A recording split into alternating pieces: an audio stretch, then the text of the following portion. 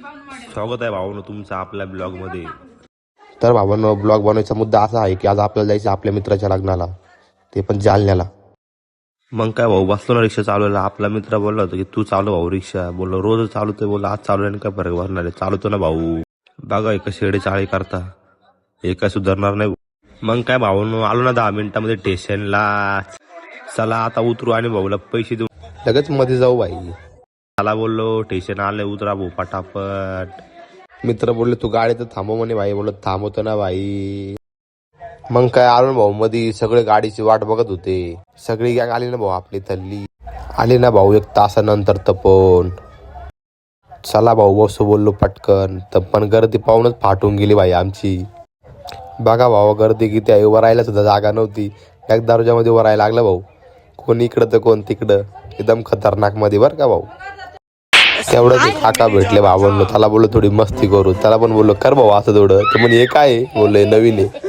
बघा भावांनो बाहेरचा व्ह्यू, शेती वगैरे एकदम मस्त वाटतंय जबरदस्त मध्ये। बघा कसे बसले दरवाजात, आपण पण जुगाड लावला भाऊ ना, आपण पण घेतलं बाई वरती बसून। बघा कसं बसलोय वरती, ऍडजस्ट करावं लागतं। मग काय भावांनो पोहोचलो ना 11:30 वाजता मनमाडला, तिथं अन्नदान वाटप चाललं होतं। मग काय भावांनो घेतलं मस्तपैकी खाऊन आपण। मग काय भाऊला खिचडी खूप आवडली होती, भाऊ खूप तारीफ करत होता खिचडीची। मग काय भावांनो बसतो परत गाडीमध्ये, 3:30 वाजले होते, आपलं स्टेशन जवळ आलो होतो भावांनो। फायनली पोहोचलो आपण जालना स्टेशनला। पोरं तर खूप जाम झाले होते गर्दीमुळं।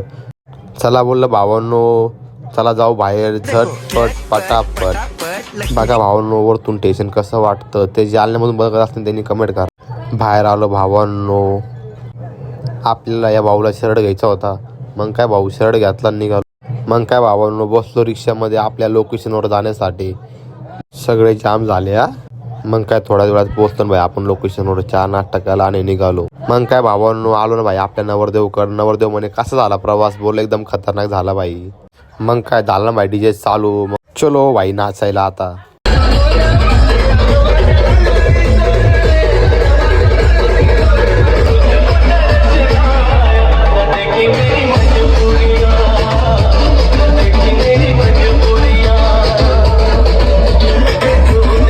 फायनली भाऊनो नववधू नवरीची एंट्री झाली।